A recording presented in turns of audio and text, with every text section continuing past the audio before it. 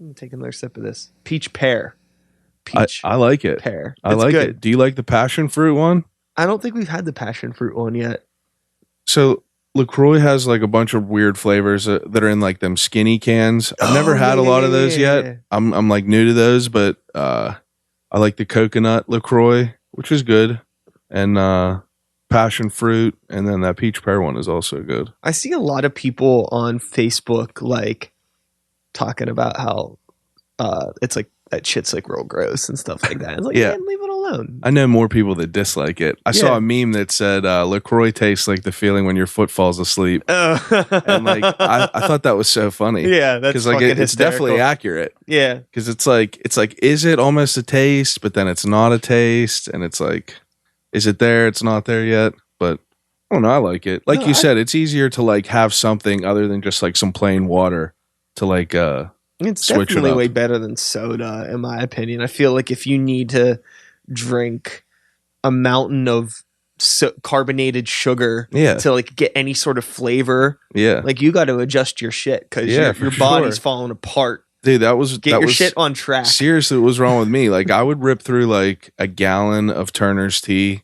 on like a random Friday. Like and like if you think about that, like it's not that big of a deal, but like if you start like doing the math on the sugar, pennies add up, bro. Well, not even that. Like that's more sugar than anyone should ever have in their life. I feel. Yeah, I'd be curious to know how many was in like a gallon, but I've definitely gone through my sure amount. They sold Turner's iced tea like in my school for lunch. Oh yeah, same. So it was like, you know, like either you're drinking a carton of milk, or water, or Turner's tea. Yeah, that's it. Like you only giving. I'm sure. I think schools might be different now. They might be more conscious of this shit. Move.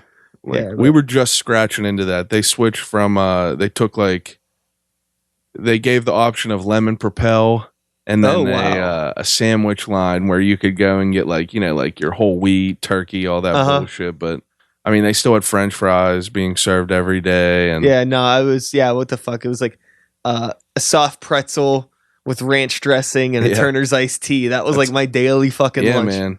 And it's just like back then that was just like did your school ever have any lunches where you were like all about like you guys went crazy over? Nah, not that I remember at all. Like, Elizabeth Forward had something. Italian Dunkers. It would be better if you could hear you. Yeah. But yes, Stacy just asked if we had Italian Dunkers Day, and I think we did have. We made Dunkers before, me and Stacy. Yeah, we had talked about this. Yeah, we definitely had like. And those are just the hoagies from the day before. Yeah. And you're just like getting rid of the scraps with those. But we had spicy chicken sandwiches, and like people would seriously like sprint down the hallway and like leave class early for them. But other than that, nothing else good. I don't remember. Yeah, I don't know. I was kind of introverted in high school, believe it or not. Yeah? Yeah. Introverted? Yeah, like to what extent? You didn't talk to too many people? I didn't really fuck with anyone. By the time I graduated, I think it was different. Yeah. It was super weird. I might have talked about this when I was on your cast. And before we actually get into any of this, oh yeah, I'm sorry. Let me do my introduction. No, it's super solid. Yeah. I'm going to do my fucking intro, talk about who you are, and then I'm going to talk about my awkward high school days. Okay. And we'll go from there. Sounds good. Hello and welcome to Start the Beat with Sikes. My name is Sikes and this is my podcast. Before we get started, I just wanted to take a quick moment to thank everyone who checked out last week's episode. If you're one of the people who listened to that conversation, I hope you enjoyed it, and thanks so much for coming back. But for those of you out there who are new to the show, welcome. Please feel free to make yourselves at home, and as always, there's sparkling water in the fridge. No beer today and or soda. I am sipping on a peach pear LaCroix. My guest has some purified drinking water straight out the market pantry, which has actually been a common theme on the past few episodes. So what, a water? Yeah. A lot of people haven't been drinking beers recently on the cast. I had some coffee today at work. I had an iced coffee on my way into work, and then halfway through I had another cup of coffee. So like, I figured you might as well just like switch it up a little bit, have some water. Yeah, you got to balance it out. Water's really, it's good for you, you know? Yeah. If you're feeling some type of way, drink some water. Yeah. I definitely don't drink enough. People talk about drinking that like gallon a day of water. Like I wish that I did that. I'll get through like I have one of those big Yeti cups. Yeah, and it just sits on my desk at work. I got it for Christmas, and it's 30 ounces. I'll rip through 2 of them a day. But like I don't know how people drink a gallon of water a day. I don't know, man. It's just I'm gonna do it in spirit with everyone. Word. But for anyone out there that has no idea who the fuck you are. Oh yeah. What up? It's Chad. I don't know how to pronounce your last name. Medved? Medved. Yeah. Croatian. That's a weird Croatian last name. I don't mean like weird in a bad way, but it's just not one I'd ever seen before. It's it means Croatian. Bear in Croatian. Bear? Yeah, bear. BEAR. Word. Yeah. That's my first screen name ever was Chad M. Bear, and that was thanks to my mother.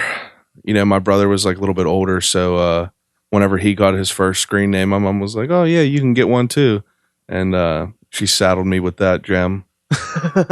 So your mom gave you your first screen name. My mom gave me my first screen name. How old were you? I mean, I had to be maybe. I know I was still in elementary school because I remember pretty young. Yeah, I remember talking to people about it in lunch. Like, who the fuck did you talk to like with screen names at that time? Like family and friends in school and shit. Yeah, like no one. You didn't talk to anyone because like I knew 2 other people, and like I mean that was like the beginning days of the internet where you could only be on the internet or the telephone. Yeah, and you know it's just like I don't know. I don't remember ever using it really. So it's like I remember making my profile and shit like that, but I don't remember ever speaking with anyone. The funny thing was I was talking actually before about high school and how I was a bit of an introvert. Yeah. And I think what was really funny was, this is actually a perfect segue. It's one of the things that kind of got me out of my bubble. It was like my use of the internet. Yeah. But it was like unintentional. I just think that like the internet was the first time that like people were able to like see that I did art in like music things, because like I did shit, but I just kept it to myself, and yeah, I didn't have a way to like really present it. But then, you know, it's like I have like my little online shit, my little accounts, and I start posting some things and pictures, and people are like, "Oh shit!" Like, and then people want to be my friend because like I can draw. Yeah, yeah. Like that. Once they like, figure I'm not out that you fucking could do weird. Yeah. Like they don't talk to you in school, but they see that you're into some cool shit, then they want to like kind of weasel in. What was your first platform though? Like what was your first social media that started getting you like out there? I think like in terms of social media, I guess the closest thing to anything would be like the AOL Instant Messenger. Yeah. But like I had a little like Angel Fire or GeoSites website that had like links to like pictures of graffiti that like me and my other middle school friends did. Like we would like take pictures with disposable cameras and go to Farmore and get them fucking developed. Like these fucking 15-year-old kids getting rolls of graffiti film developed. That's dope though. And then like we would like, my buddy Corey had a scanner, and we made a website for like our little like 8th grade crew with all of our graffiti on it. And that was like how I started like meeting people, because it was like, it's not like people that I went to high school with knew that like when I wasn't in school, I was like hanging out under bridges and shit like that. I just looked like the kid with the fucking corn shirt. Yeah. You know, which I was. That's and that was like before corn was even fucking cool. Like this is pre-got the life, you know, because I'm a little older. But then Follow the Leader comes out, and then all of a sudden it's like, oh, okay, like now I know who Corn is, and you can draw, so like you're okay. See, like I definitely didn't know about Corn before Follow the Leader. I remember we did this shit in McKeesport whenever I went there. Anytime you didn't have school, it was called like No School Fun Day.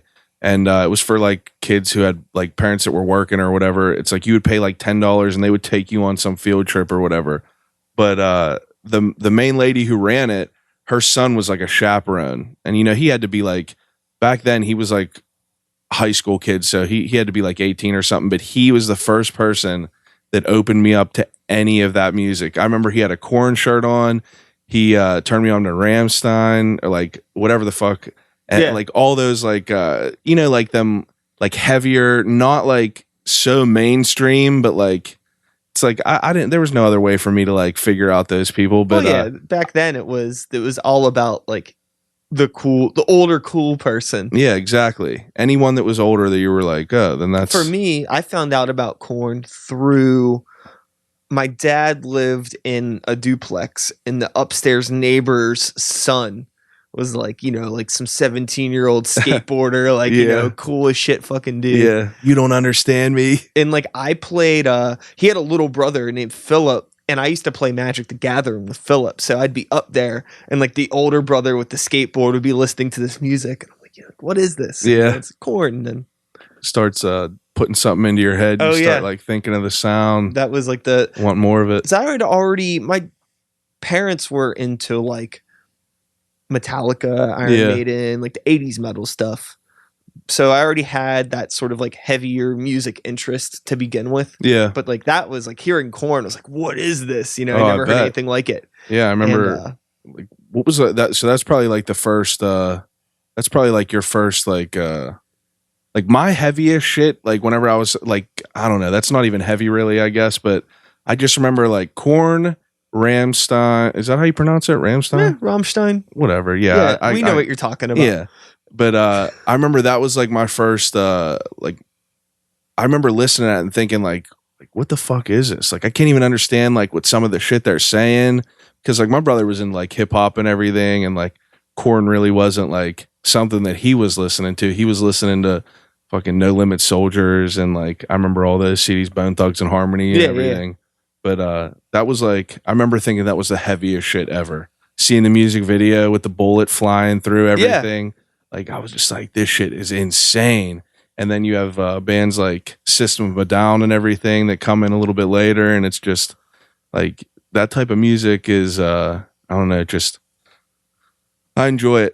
Yeah. Someone just started playing System of a Down the other day, and it kind of like made me think about it over and over again. And I went back down into a rabbit hole. They're a fucking great band. They are. I've never seen them live ever. Same. I never got to see them. It's a shame. I don't think they tour anymore, do they? No, I think they did some reunion shows last year, I believe. Yeah.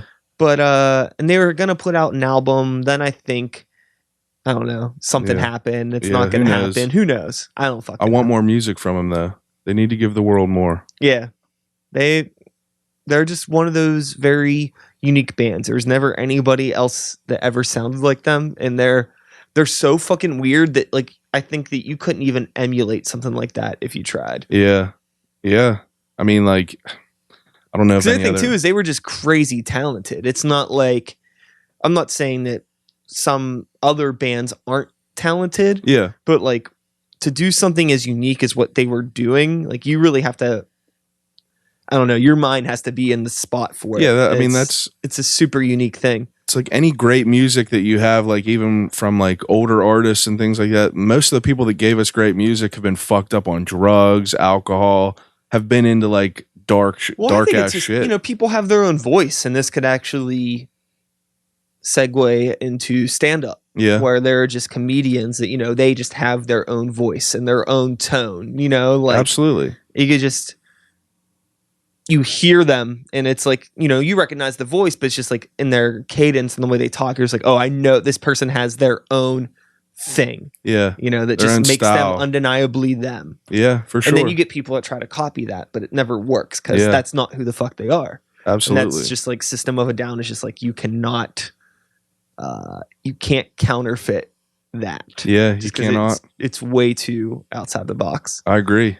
So, getting into stand-up, this is something that you are newer to. We talked about it when I was on your podcast, but people that are listening to my show might not know who you are. So, you're doing stand-up, right? I am. I'm doing stand-up. I'm new to it. I'm very new to it. How many shows in are you now? 6. Okay. 6 shows. I had 5 shows. I had 4 that were part of a competition, and then I had 1 more after that, and then I've just been like writing some shit down and just kind of working that out. It's a hell of a ride. It sucks. It can't be easy. My last show, I fucked up real bad. I really did. It was everyone that was there said it wasn't too bad, but like, it's just like if you felt like you fucked up. Yeah, you're very critical of yourself. Totally. If like you're putting out content. Like I'm sure you're the exact same way with like your music or anything. Like there's anything you don't like about it that's like not flawless, like you start being critical about it. Yeah. Everyone's just like, oh yeah, it was good and everything, but to me, I thought I could have did way better. But I mean, like it's good that it happens. Like you have to have that shit happen, and I mean, it definitely makes you a little bit better. I think it's part of the process. Definitely. Oh It scares the shit out of you while you're up there, though. I dropped my note card. Okay. So it was like a comedy showcase at this dive bar. It's called the Obi House. There's maybe 20 people there. Probably 7 of them I know. But I go up there. I came right from work. I worked 12 to 9. Show started at 9:30. Mind you, before this competition that I was in, like I would come home from work and like kind of cram and study for a few hours and then go to the competition. But I came from work, went right up there. They were like, "Oh, you're on first." It's like, Jesus. Just not, you didn't have time to like get in that fucking mindset. Dude, perfect storm. Like, everything was a perfect storm. Because like they were like, "You're going to be up first." And then I saw everyone writing down on a note card. I was like, "Oh, I could have a note card. That's cool." That gives me like a little bit more like the pressure wasn't as much because like I would have something to check off of once I'm if I'm like stumbling or anything. So yeah, I get up there and I have this note card down and everything's going to be all right. I walk up and I set it down on a stage or on the stool. And I open up and I look over and it's just not there. And I guess it like got blown over by like the fan that was like above me. But I had no idea where this note card was. So like I went into panic mode and I immediately like tried to revert back to like old stuff that I've worked on. Sure. And then it was just like it was a mess of everything. I was just like off beat and like the timing was all messed up. And then like I was probably I was like 2 bits in and I looked to the left and I see my note card on the ground and I was like, man, I can't grab that note card now and like go back to it because I'm already into something else. So it was just a perfect storm of shit. Yeah, if I was you, I would have just like went physical comedy and done some bit where I roll over and then grab the card real quick. Nobody noticed. It was I was so terrified up there because it was just like 20 people and I was like, "Oh, this is going to be all right. 20 people ain't going to be a big deal." But it was just so much more intimate. So it was like, I don't know, it felt like that it was I don't know. It was more stressful to me, at least. I have found that shows that have less people at are a lot harder to play for me. I feel that there are some people that might feel like the opposite. Yeah. But the problem is when you're playing a show, you're on stage and there's only, 15, 20 people in the room. Like you're really the center of attention. Absolutely. And everybody, it's like they're expecting a lot more from you because they're not distracted by like, oh, there's I can go over there and do this or talk to this person over there. It's like really like fucking you. Like they have nothing else to do but watch you. Yeah, which is cool, but it can be very like fuck. It is. It's just so stressful because like you think like you go to the improv and like that's where this competition was. So like we went to the improv, there would be around like 80, 100 people there. And I mean, it wasn't like crazy. Like a lot of people would think like, oh, 100 people, like first time going up doing that would be stressful. It wasn't like too crazy because like, if you think about it, these people are going to the improv to laugh. Totally. Like, they're going there to want to laugh. So like, it's almost like, you ever play that bowling game at Kennywood where you like push the ball and you got to get over the hump? Yeah. It's like that's what I feel like it is. It's like people are there, like it's like they're right at the tip of there, and like you got to just tell a joke and they'll just start laughing. Like I don't know, it sounds dumb in my head. They understand the environment a lot more than say if you're at a dive bar. Exactly, and those are people that don't understand maybe like the come up of a stand-up comedian, so they're expecting you to be like top notch. Maybe some of them might be, like. Well, the people that are there for that are thinking that, but then you have people that aren't even there for that are just like regulars that came on that night that there's an open mic. So I'm sitting there telling jokes, just like telling dick jokes, and I'm looking at these guys, and it just like I look over and I just see people that remind me of like, like an uncle that's like. Did some military time and he's just staring at me and I'm just like, just dead. Like the last thing in the world he wants to deal with right now. Oh my God. The last thing he just wanted to sit there, drink his icy light and just watch whatever game was on there. And I'm up there just like trying to make him laugh. That's how I always feel bad about if we show up to play a show and it's a bar show. Yeah. And it's one of those situations where it's like, oh, there isn't a cover or whatever, we just get like a percentage of the bar. Yeah. But that means there's no cover, so that means it's free to get in. So you get a lot of people that are coming in not ready for a night of fucking heavy metal. Yep. You know what I mean? And like, I'm like, damn, like, yeah. And you know, it's funny because like I've transcended past that like young, like, fuck you, like this is me, and you know, you're gonna deal with it. Now it's like, you know, I'm a little older and I can kind of sympathize, like, oh man, like this motherfucker probably worked all week. Yeah, and he just he's didn't looking know. forward to get this beer, you know what I mean? And now I'm fucking up his night with all of this hooting and hollering, you know what I mean? Yeah, for sure. I definitely understand that. It's like, I mean, you can never anticipate the people that are going to show up. I mean, some people even go into the improv just don't like the comedy that you're talking about. Like I had a bit about vegans, and like, it's not like I even hate vegans. You know what I mean? Yeah. Yeah. It's a fucking joke. And like, I take things in my life that I think are funny, and I just like, you know, you punch them up a little bit, but, I mean, some people will like not fuck with you whatsoever. Like if they hear you say anything that you don't like whatsoever, if you make a Trump joke and they're Trump fans or whatever, it's like you're getting nothing from them. And then once people are quiet, I mean, you just start getting like, for me, I mean, I'm new. That's what sets me aside to the people that have been doing this for years. It's like they know that shit's going to happen.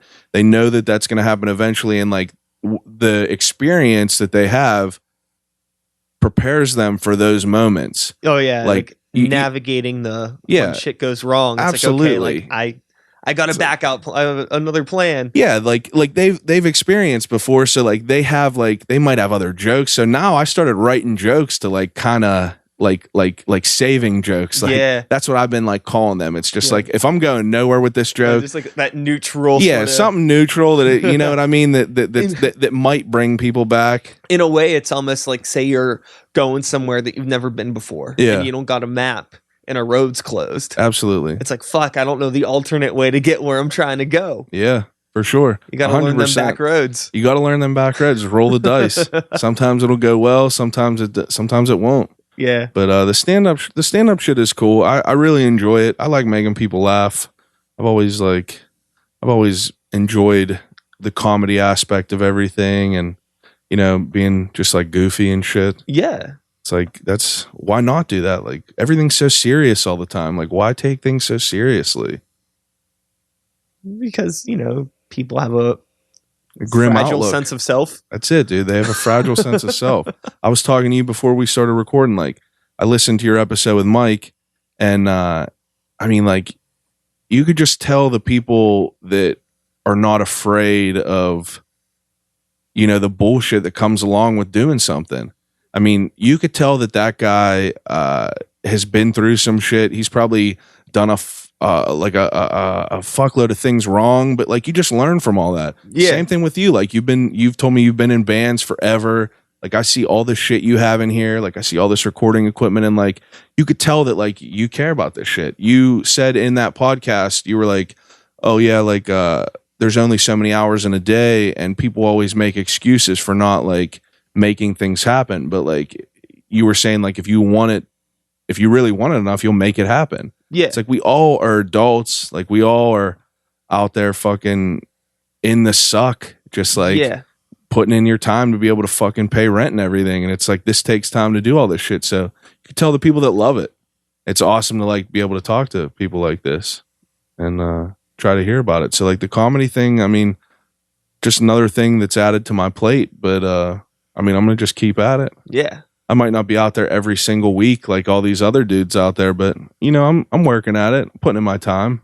I think that, you know, if you want to get there, you'll get there. Yeah, for sure. Like we were just saying, you know. Exactly, dude. If you want it enough, it'll happen. Yeah, it's in your time at your own pace. You know? Absolutely. I've been happy with how things have been like kind of manifesting themselves as far as my projects and everything, and like, I've definitely had some shit that have failed, and I mean, it just helps you learn, dude. Definitely just helps you learn. You start thinking of like things differently that you didn't think of in the beginning, and different ways to go about things, and that's what makes you creative. Yeah, you know, I feel like any failure or misstep is just like really like an opportunity in disguise to learn. Yeah. And figure something out. You know, it's like, I agree. Granted, like, it's really easy for some people to not learn and just do the same shit over and over again. Mm-hmm. But if you have, your right mindset on, it's just like, okay, that didn't work out. Let's just make a list of things I should never do again and write that really big in a bold black marker and highlight the motherfucker and just take a look at that every so often, that page of things that you shouldn't do. Absolutely. And just make sure that you're not on a path to doing something like that again. Absolutely. That's another thing that's really easy for people to do, because, well, at least it's been easy for me to do when it's like, something gets fucked up. I'm like, I'm never going to do that again. And then time goes on and I'm start getting into something and I'm not really paying attention, or I'm avoiding certain signs of things that, like this isn't going to end right. Yeah. And it's like, you got to look at that page and be like, okay, you know what? I know what's going to happen. I got to trust my gut on this. Yeah, for sure. I've been through enough shit now where gut feelings for me are very valid. Yeah, I agree. I'm not a dum-dum. Like, I understand like the way people work, that when I'm with somebody and just like interacting with them and talking to them and seeing what their work ethic is like and what their mannerisms are like, where it's like, if this isn't going to work out, I can usually tell pretty fucking quickly. Absolutely. You're a good judge of character. Like I consider myself to be like that too. It's like, if I usually meet someone, it's like I could kind of tell if I'm going to vibe well with them. And it's like, I mean, some people I don't always vibe well with, but like me and you'd never really talked to each other before you came over and we recorded a podcast for mine. And, it's just like, I mean, there's so many cool people out there that like you have no clue about. Like we really didn't know each other, but like I'm sitting in your fucking room and like I see so much shit that we have in common. Like everything in here is just like stuff that reminds me of my childhood. And I mean, it's cool to like to expose all the creative from other people, because like, I mean, you can learn something from everyone. It's like I don't have any experience whatsoever in recording music or being in a band or anything like that, but still have somewhat of a like mindset.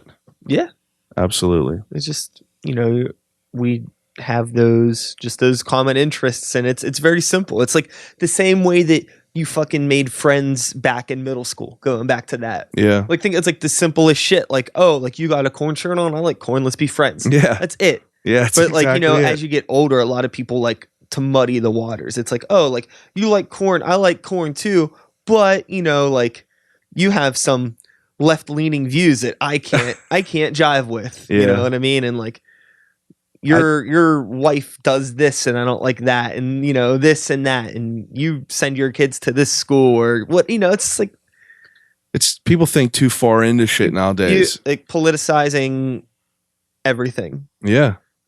And I'm not one for politics whatsoever. No. Like I know that I heard you stop Mike whenever he was talking about it too. You were like, we don't need to talk about that. And it's just like, I mean, like it's not even that like there couldn't be like good conversation about that, but I'm just so ignorant to it all.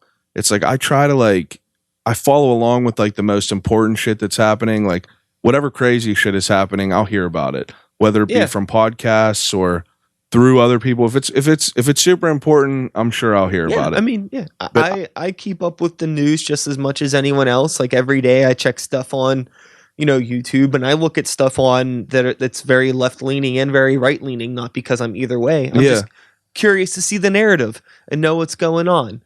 But like, I don't really have my like eggs in any basket. Like, I don't give a fuck. For me, it's just like, there are people in politics that, have studied this their whole life. They get paid to figure this shit out. So we don't have to.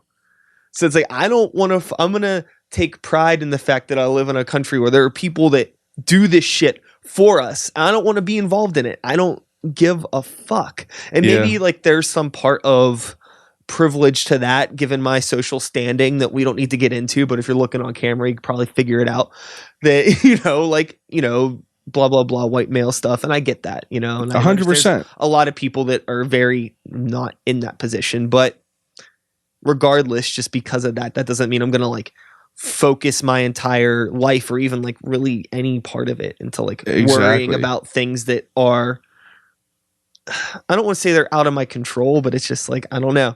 What I contribute to the world positively is, supporting the arts and doing these things that are an escape from the bullshit. I don't want to dive into it. That's what I was getting to. It's like, you know what I mean? It's like you could beat that horse all day, every day, talk about politics, talk about shit that's going on all day, every day. And I mean, like, I feel like people get enough of that.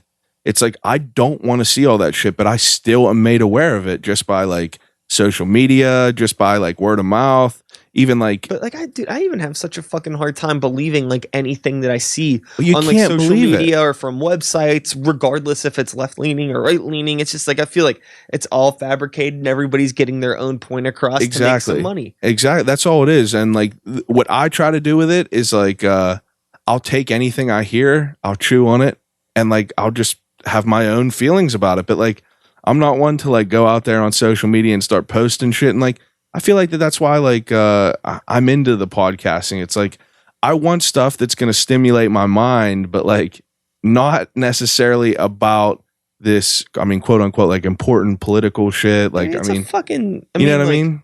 It's a circus. It's like a total sideshow. That's all it is, dude. You have 1,000 videos of like all different news anchors saying the same things over and over. Yeah, it's just like, how could anyone not question some things? Like, I don't know. I don't know. It's like it's like it's a deep hole that'll never come out. On fucking like MSNBC talking about Kanye West's political views. I'm just like, get the fuck. That's a good segue. Here. Who cares? Who the fuck gives a fuck? I agree. I don't give a shit about Kanye West's political views. Whatever, man. I think it's bizarre. Oh, it's super bizarre that he was in like the Trump hat. I don't think it's that weird. Like, I just think he's living in a really weird world. Let me ask you a question. Do you think that do you think that the whole shit with Kanye West, like being this Trump supporter and everything, like I've been reading a lot of, I mean, like I see it, obviously. Do you think it's a publicity stunt? No. Neither do I. No. And like, I don't get why people would think it was, because the dude could literally like fart on a drum and record it. And I guarantee you it would get an insane amount of views. Kanye West is like Coke or Pepsi. He doesn't need to advertise. Doesn't need it, dude. And people have this conversation about like, oh yeah, this is all big publicity stunt. He's not. It's like the dude doesn't need to do that. No. He doesn't at all. And I just think it's all bizarre. Like there's something weird going on with all that. I mean, I don't think I'll say this. Yeah. I don't think his views are a publicity stunt. I think they're very genuine. Yeah. But I do think his release of information and when he decides to say things is very calculated. 100%. That's exactly what I was going to say. Very calculated. And but like the dude is not dumb. Been the type of dude that's always kept to himself and then kind of weird a little bit, but like I mean, not to a fault. Like that. I mean, he has a lyric that says, "Name one genius that ain't crazy," and like that's very true. It's like all the greats are mad in some way. I just don't understand why Kim Kardashian is talking to the president about like prison and all this shit. You know what I mean? It's like, that's nuts to me. My conspiracy theory brain is like, again, it's just sideshow shit to distract you from other shit. I know, right? You know what I mean? Like, keep in mind, like, we got to remember is that, you know, Donald Trump has been active president. I think it was like, as of this week, like 500 days. Yeah. That's not a whole lot of days. He's been friends with Kanye West and all these other motherfuckers for way longer than that. And like he has a lot of serious shit on his plate now, supposedly.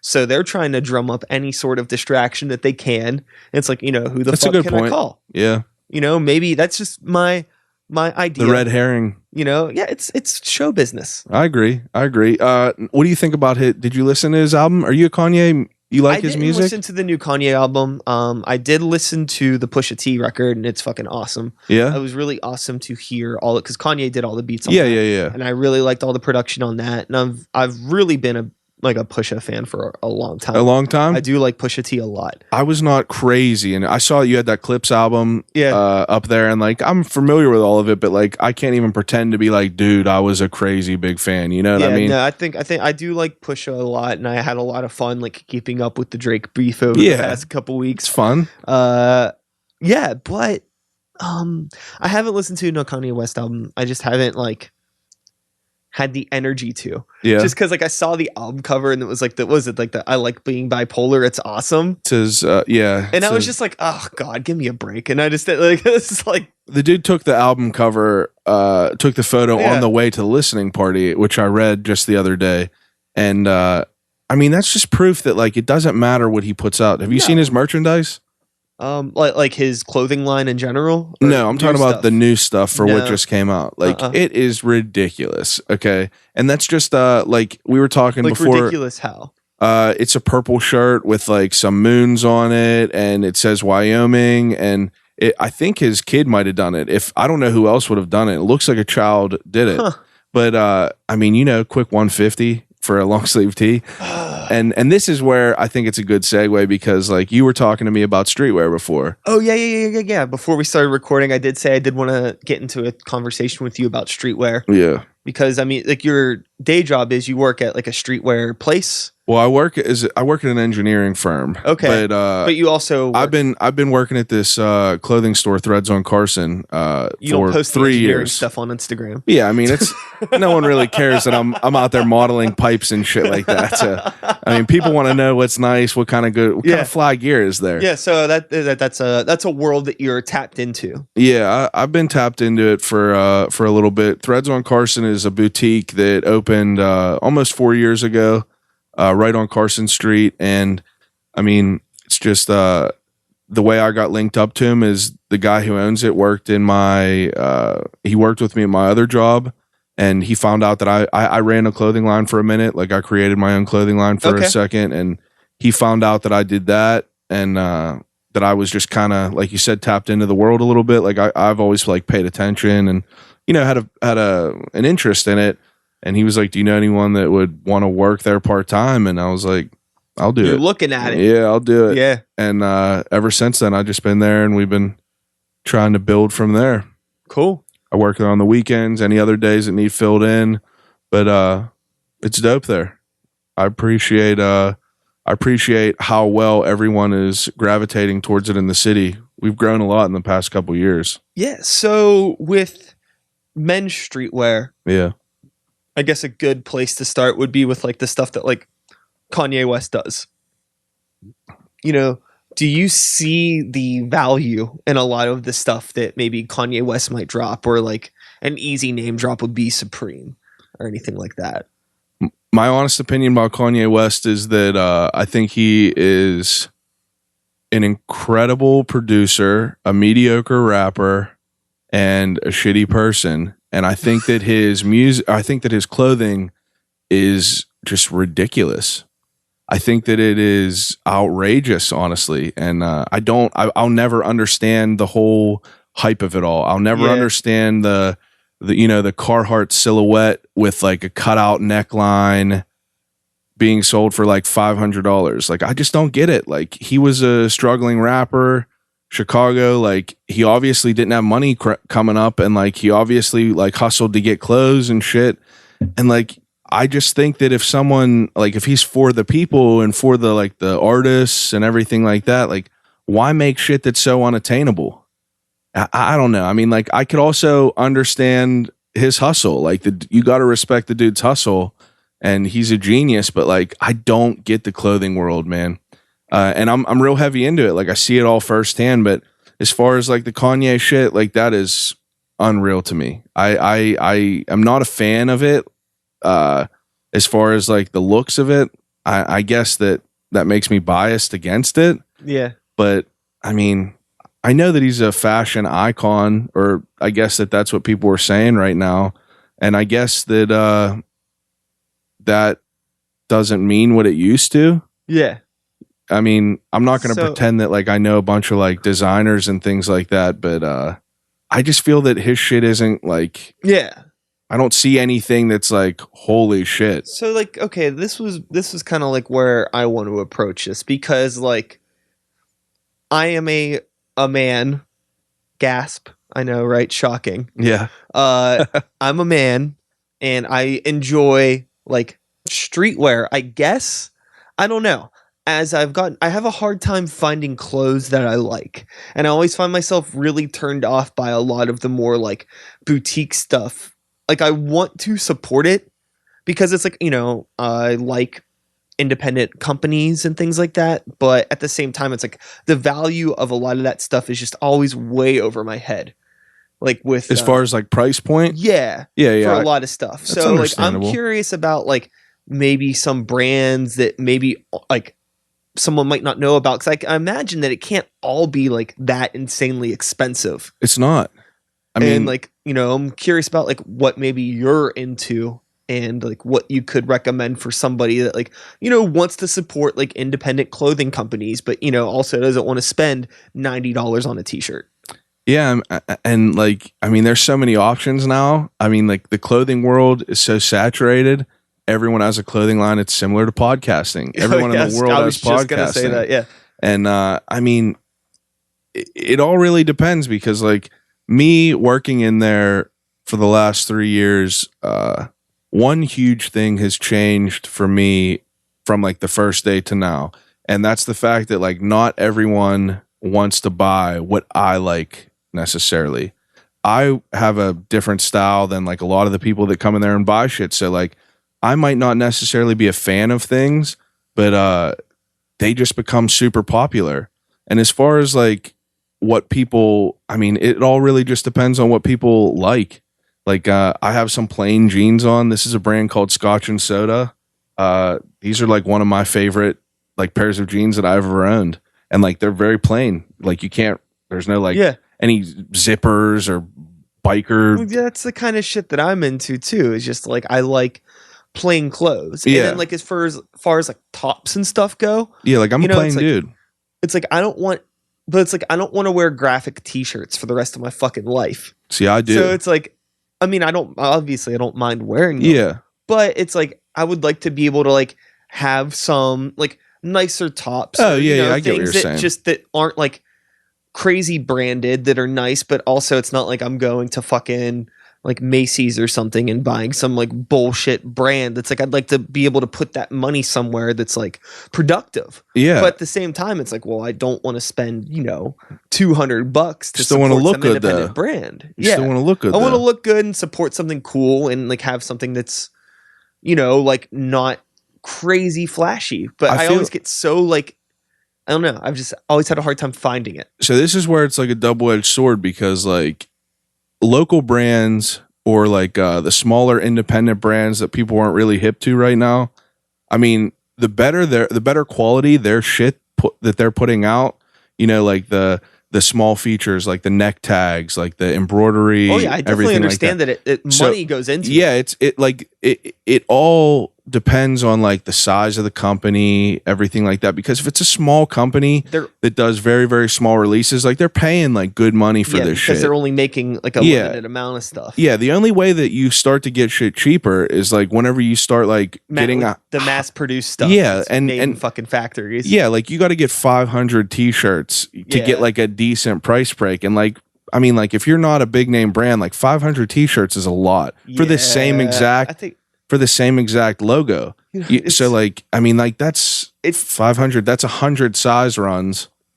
And it's just like, that's a lot of shit to sell. Because you would think somebody with my background and that I put out my own physical product, like I'm printing shirts for the band and like, we're putting out CDs and vinyl records. Like I understand the cost of manufacturing things, you know, on a small scale and paying more because you're doing less. Yeah. But still, I walk into an independent clothing store and it's like, it goes over my fucking head. It's like, I need to do better at like thinking about that when looking at the price tags. And that's, I mean, like, that's something that I've been like working there, you start to see things, and those are some of the things that like you start to notice, like these brands that are like smaller that are coming in and like showcasing us clothes, like trying to get their clothes into the store. Like we have a certain like a certain quality of pieces that like we have to uphold. It's like we want like, you don't want to sell trash. Yeah, you don't want to sell. I imagine it's probably a smaller space, so you don't have like I mean room to have some like Forever 21 inventory. Yeah, I mean like everywhere. I mean we also spent like a few years like building up our name and like you are with what you're selling. So like you can't sell some like low budget like terrible shit where the screen print is like washing off and things like that. Like if people are paying a lot of money for something, it got to be good quality. So like if some smaller brands come in, like there's a brand called Timeless Era right now, and it's a local girl, and she makes this crazy like multicolored, almost like in living color, like kind of patterned like tees, jerseys, track suits, and like the quality of it all is incredible. And like her price point is not bad either, but there are some people that are just like thinking they could be like the Kanye West type and, you know, just get a regular t-shirt and add some distressing and some bleach stains and charge $60 for it. But I mean, like you gotta stay in your lane and like work your way up to it. Like I mean, not everyone is starting out like selling their shirts for $80 like Supreme. Like some Supreme t-shirts that resell multiple thousands of dollars. Yeah. And it's just like, I think that's the proof that's like, that shows you like how important like people perceive their clothing. Like clothing is always going to be relevant. Like people are always going to buy shit. New brands are always going to come out because like styles come in and then they just fade away. And I'm surprised that Supreme is still relevant. I mean, I personally think that they're gonna start fading out. Not anytime soon, but like they sold half of their stake in their company to like an investment firm, and supposedly they boosted up their release numbers. So the reason Supreme became so like popular is because people want what they cannot have. Yeah. So like they'll release a t-shirt very limited. So like once it's gone, and shit will sell out literally immediately. Yeah. I had a roommate for a little bit who was really into the Supreme stuff. Oh yeah? Yeah. And it's just like you see how much the shit is, and you have t-shirts from like 2000 that people will still wear every day that look all ratty and, you know, that look really like worn and everything, that are still getting sold for like $800. It's like, I mean, it's all just the name you're building behind it too. I mean, it's however good you are at marketing. I mean, that's what it is. There's brands out there right now that have terrible quality materials that are just selling because of the name of it. You know what I mean? It's just like I've never had a pair of Yeezy shoes, but like I know some people who have them. And the one kid who told me he has them, he's like, they're garbage, dude. Like they fall apart. But I mean, I know some people that swear by them. I think it's just all what has to do with your taste. Some people might think you're fucking insane for having as much money as you do in records, but like it's all just where you focus your passion or hobbies, because some people come in there and treat t-shirts and everything like records. You know what I mean? So like, I mean, what's the most you've ever spent on a record? Anything crazy? I think the most I've ever spent on a record was maybe like $200. $200? What record? The first Mute Math record. Oh yeah? Yeah. $200. Yeah. See, I mean, some people are going to think that's nuts, but I think it's just the way you look at it. You know what I mean? Yeah. Like me, myself, you were talking about how you played Magic the Gathering. All right. I was into Magic heavy for a minute. I've spent $150 on a fucking card before. And it's like some people will think like you're insane for that. And I mean, I don't know, dude. It's just I mean, people will buy into anything. I mean, it all just depends what it is. There's always the highest sought after name in any sort of lane, and that's what people want. I think I find clothes to be difficult because I guess, you know, with records, it's like something that I'm able to preserve.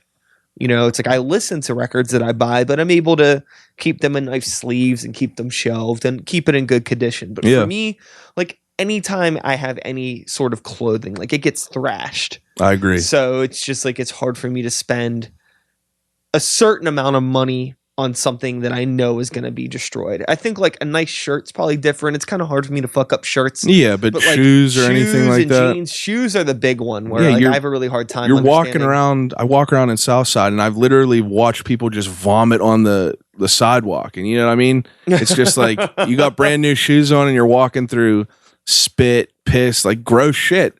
But I mean, there's people that will spend $1,000 on these shoes.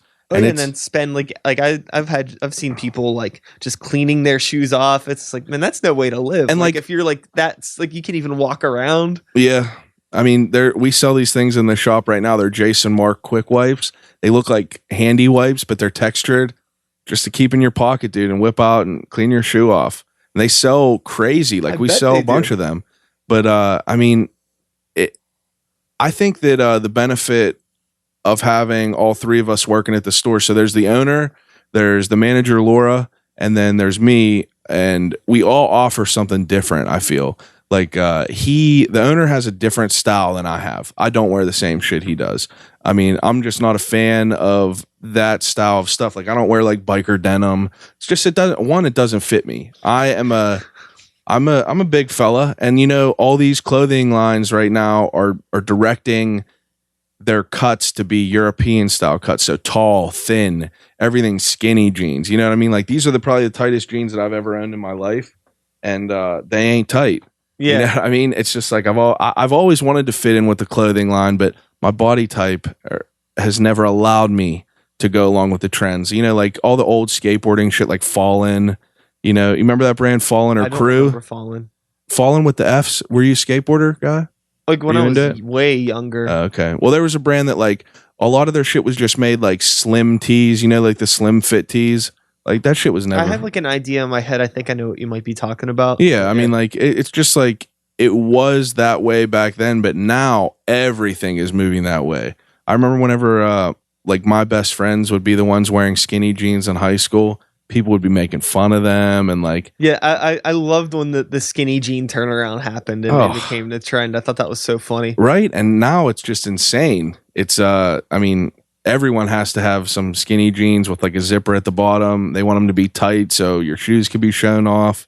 And I mean, I offer something different. I offer, you know, like I'm very real about things. The owner will talk to me about like clothing we're getting in. He'll ask me if I like it, if I don't like it, if I think shit will sell. But I mean, like if you look at me, I'm wearing this is a t-shirt that came from Joe Rogan's podcast. Yeah. And then some regular jeans, and I just wear Vans, dude. Yeah. My entire life. It's just, I can't get on the Jordan hype or anything like that. Like I have a couple other pairs, but 99.9% of the time you're going to see me in Vans. I'm trying to get sponsored. Okay. We should work on it. All right.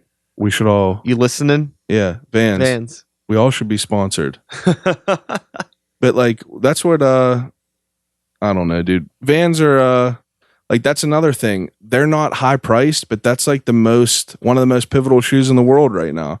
You got people that are like broke as fuck like me, and then you got billionaires like fucking Justin Bieber or, you know, Kanye West. Like everyone wears Vans shoes. You don't have to have a crazy price point to make them wanted. Yeah. You know what I mean? It's interesting to think about that. But I wonder if Vans was not the big company that they were, if they would charge more for the shit. You think? Probably. I know they do some like limited drops on stuff every once in a while. Yeah. And they're more expensive. Yeah, like they have like it's called Vans like syndication. Like they have I have a pair of that were a collab with Harmony Korine, and they were cool. They were like probably $20 more, but yeah, they came in like some artistic box and shit like that. So you can definitely get real bougie with it. Uh-huh. But like people are always still going to be rocking, you know, the black or the blue or the red or the white authentics. Yeah. And they're fucking $45. You can't beat them. Just like Chuck Taylor's. I mean, like you can definitely get bougie with them, but their biggest sellers are still the OGs. You know what I mean? Yeah. It's crazy. What happened with your like clothing brand? Is that like something that you like? Say you mentioned that you were doing like a clothing line. Yeah, so I did a clothing line. Whatever happened with that? In like 2012, I started a clothing line called Lost Boys Clothing, and you know, I just always wanted to make t-shirts. I think it was I always wanted to make my own shit that I knew would fit me. So I had to just get down to the roots and make my own. But yeah, man, I just always have been a fan of like clothing. Like I've always kind of been in the skateboarding world as far as like watching videos and that whole like style, like Dickies, like skate shoes and everything. And that I think that's really where it all came from. My brother, whenever he was in college, worked at this place called People's Nation up at Penn State. And it was like a t-shirt shop, and they sold all different kinds of t-shirts. And I remember for Christmas, he bought me a shirt. It was a girl in a dress, and it looked like she was fucking blowing her head off, but it was all butterflies. Okay, yeah. Like Banksy has something similar to that. But I just remember seeing that shirt and thinking like, wow, like you could put anything you want on here and someone will like it. Because like, I mean, I loved it. Like I wore it all the time. So ever since then, I just always was thinking about things to put on t-shirts. And whenever I got a half of a real job and a little bit of extra income, I said fuck it, and I did it. And it went well for a minute. Like I sold a lot of shit, t-shirts, hoodies, but then someone made me aware that there was another brand from Canada called Lost Boys Inc. And they were definitely around before me. They had more followers, but I immediately stopped making it everything. Like all my shit was trademarked and it was all like legal, everything ready to go. I don't even think that Lost Boys Inc. knew that I existed, but I just didn't want to make something that had any sort of affiliation with anything else. Yeah. And I kind of just stopped making shit and sat back because like the name, like the Lost Boys name kind of came to me and I immediately knew that it was just like what I wanted it to be. Like I was like, that's it. And I would think of names for, you know, like a year, 2 years. Like I would just have a list of names and shit. And that Lost Boys name came to me. I loved it.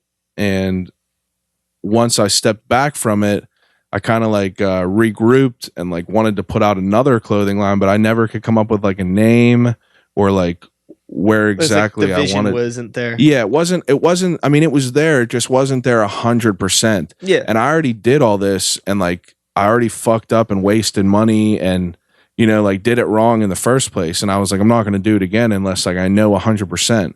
And then I think working at the clothing store, because I was done with my clothes like right at the end, right at the beginning of me working at that clothing store.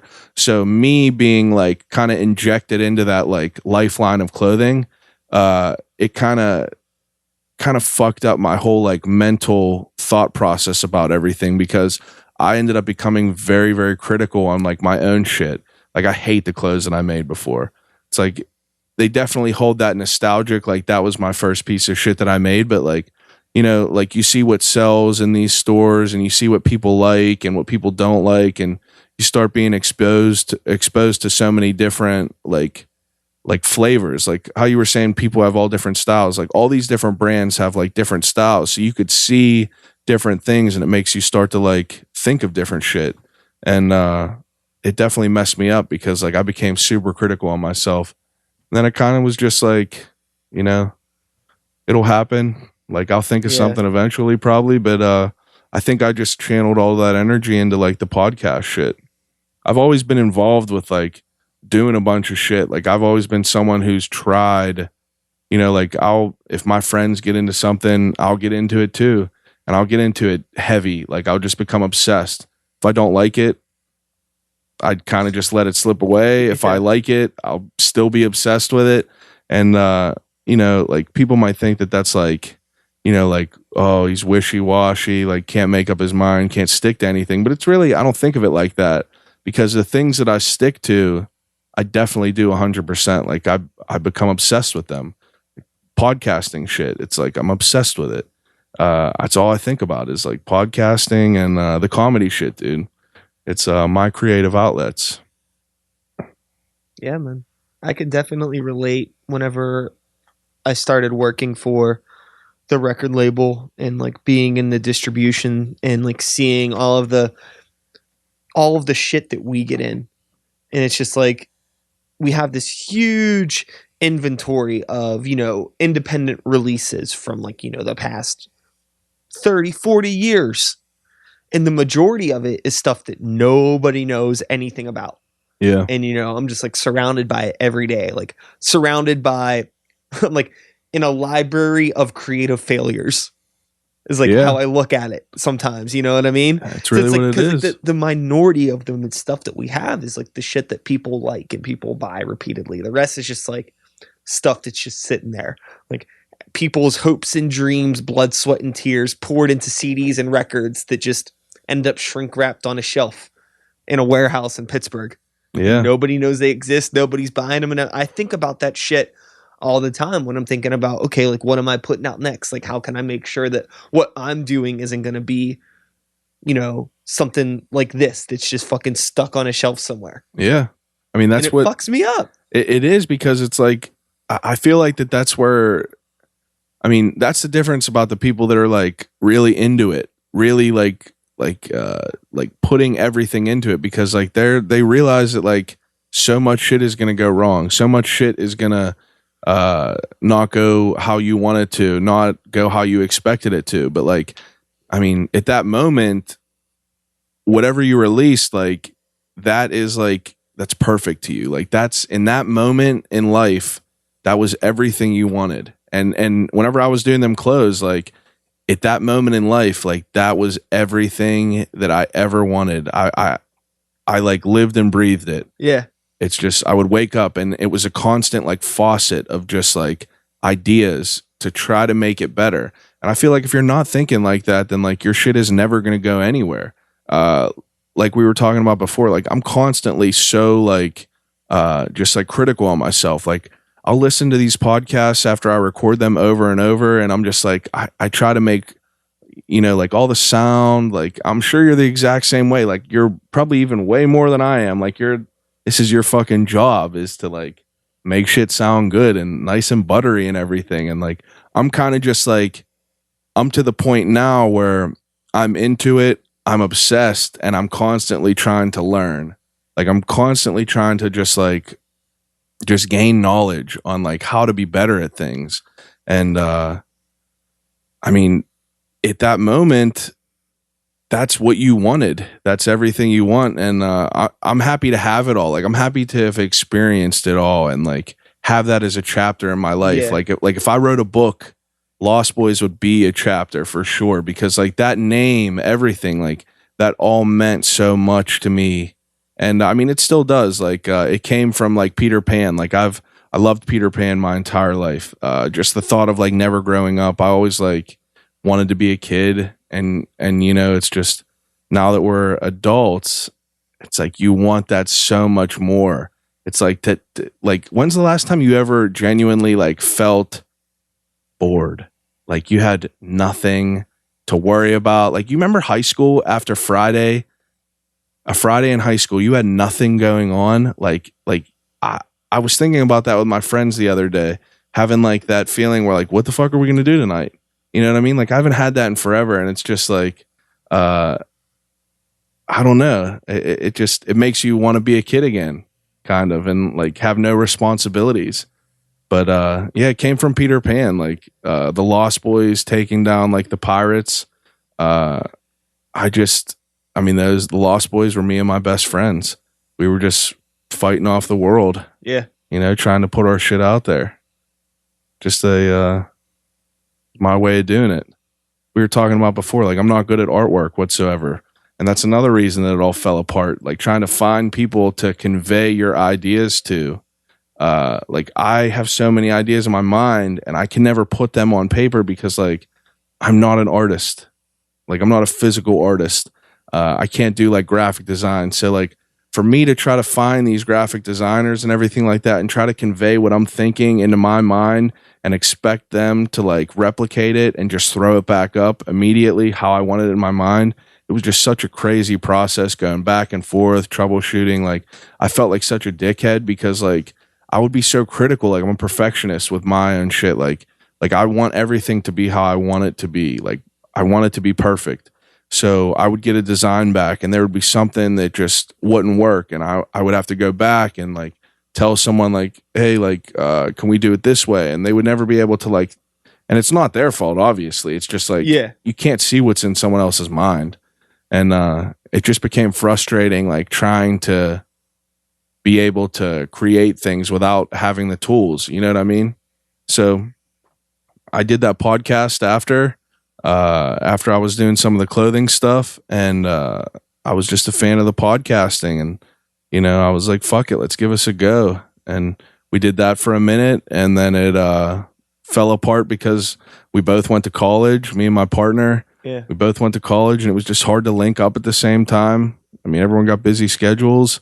So kind of the same thing, the clothing. Like I stepped back from the podcasting, just started collecting ideas in my mind, collecting ways that I wanted to do things. Like I always knew I wanted to get back into it, but I just needed to wait for the right time, and then waited till I got fucking married and kind of got some like funds taken care of and got a better job and had a little bit extra time. So was able to invest in my own shit and kind of just do what I wanted to do with it. You know what I mean? I think it's really important for people to take those steps back and relax and realize that, you know, you don't need to do everything today, which seems kind of funny coming from me because I'm always like work. Mm-hmm. But at the same time, it's very much just, I'm still like that idea of like work for me personally. That's just me getting things done on my schedule. Like what I know what I know I'm capable of, but I know not everybody's like that.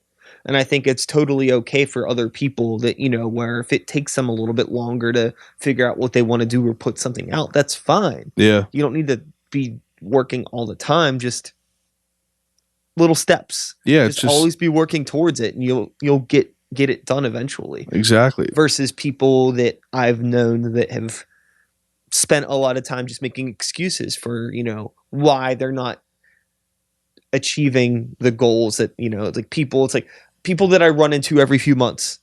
And then every time I talk to them, it's the same shit. Like, oh, you know, like, well, I don't have this or I don't have that and this, and, you know, and it's still go out having some drinks at the bars. That's the thing. It's like you're able to get from your house to this bar. Yep. And spend your money on alcohol. Why can't you get yourself to, you know, fucking Target and, you know, get the shit you want done. Whatever you need there to do whatever you got to do, or you would give anything to be able to go back a year and start back a year ago when you wanted to, because like you would just be in. Like I was thinking about the podcasting shit like 4 years ago. Like Buzzy from Epicast, like we were one of his first podcasts, and it's like if we were consistent and like stayed with that for this past 4 years, like where the hell would it be? But then you start thinking like, I mean, do you believe in like destiny and shit? As weird as that sounds, like, do you believe things happen for a reason? I don't know. See, I never did. Yeah. Ever. I don't know why things would happen. I feel like that I didn't know what I believed. I just didn't think into it that far. But I think about things now, and some things make me like kind of go back to that whole thought. It's like, why does shit happen the way it does? And like, granted, maybe I'm just making the best of the opportunities that are given to me at that certain time.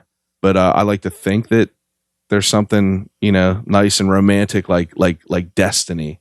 You know what I mean? Like, sure. I love the podcasting shit. Like, I love talking to people. I like stuff like this. Like, I'm not the best at it. I'm definitely not the best speaker in the world, but like, I love it. And for me to love it as much as I do it, it allows me to like be happy with what I'm putting out. You know what I mean? It's like, it allows me to keep creating and like thinking of different ways to manifest the ideas that are in my head and kind of like put them out into like a dialogue like we're having right now. You know what I mean? Like I think about things and I feel like that I just want to talk to people, because like the more knowledge that, or the more time that I'm speaking with someone else, like everyone has their own knowledge to like give to other people. It's like, I just know that I'm receptive to it all. It's like, I'm like a sponge, dude. Like I don't know about a lot, but if someone tells me some shit, I listen. Like I like to listen. I like to keep progressing. And that's why I feel like I'm always doing random shit. That's why I'm always trying new things, new hobbies. Like, it's like, you never know what you're going to like until you fucking do it. Yeah. That's all it is. Yeah. There's a lot of things to do in the world. And I feel really bummed out by the people that I interact with that you could tell just have nothing to do. It's just insane to me. Yeah, and I haven't felt like that in a long time. Like to not have like an outlet to like pour. I mean, like we spend so much time working, and the way I think about it is like I work a 40-hour job, then I work at the clothing store like another, minimum like 6 hours a week. Like I work on a Sunday, but it's like all those times working, I mean, I know it's necessary evil. All them hours you're spent working. So like I want things that like that could get me away from that. You know what I mean? Like kind of like separated.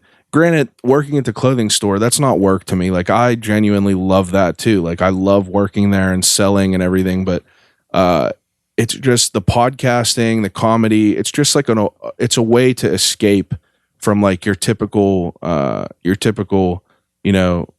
work, where you're obligated to be for a certain amount of hours.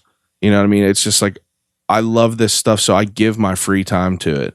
And it's awesome to be able to do that and to have such like a big pool of listeners now, as far as like, not me personally, like I'm still very new at this. So I got probably 20 people listening to me, but there's so many people now listening to podcasts. And I feel like that's a good thing about how saturated the world is with the podcasting it is now. It's nice to at least be able to tell people that you have a podcast and they have an idea of what you're talking about. Yeah, because versus like when I started doing Start the Beat, there was a lot of people. Yeah, when did you start this? It was 2000 and fuck, man, I don't know. I guess it was like 13 or 14. Yeah, like we had to be the same exact time because ours was right around 2000, end of 2013, beginning of 2014, and I mean, like we were doing these podcasts to no one. You know what I mean? Like no one was listening to these because no one knew what a podcast was. But now, like, parents know about it. Yeah. Old ass people are like, "Oh yeah, I'm listening to this Ben Shapiro podcast." Oh God, it's like, the funny fucking thing though with like Start the Beat in particular though, is like I feel like I had more listeners when I started than I do now. Oh yeah, yeah. Why do you think that though? Just by numbers? Yeah. Now, I think because it was new and exciting. Yeah. And now there's like a lot of people that know that I do the podcast and a lot of people that support the podcast, but it doesn't translate in the numbers that I see. Yeah. And I think that I don't know if it's just if it's a mixture of like, a lot of the conversations that I have with people are kind of the same. Yeah. In a way, with like different nuances. So if you don't have some sort of a interest in the guest of that week, you might skip over it 100%. Or it also it doesn't help too. Sometimes I have people that hit me up to come on the show. Like we're in a unique situation for the podcast recently. Cause like this is an episode that we're just doing this because I wanted to have you on. You had me on your show. Yeah. Like you didn't really like hit me up to be on. Yeah. Like in the past, like several months, all of my guests have been people that hit me up to come on the show. Oh yeah. Yeah. It's like, but the funny thing about it is a lot of these people hit me up to come on the show, and I'm starting to realize now I think they're hitting me up to come on the show because they have this idea that I have like a big group of people that are going to get turned on to them. Yeah. But I don't really. I think that my show was doing better when I was curating the guests and I was like going out of my way to schedule people that I thought would be good on the show versus just like saying yes to people that come on and then it's whatever and they don't really tell their people about it and they're not people that my people know.